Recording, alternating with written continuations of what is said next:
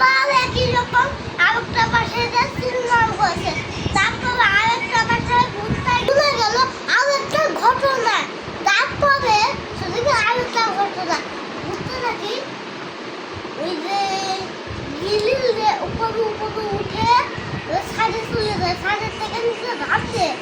তারপরে ভূতে আত্মা ওই পড়ে যায়, ঘরের ভিতর মারা যায়।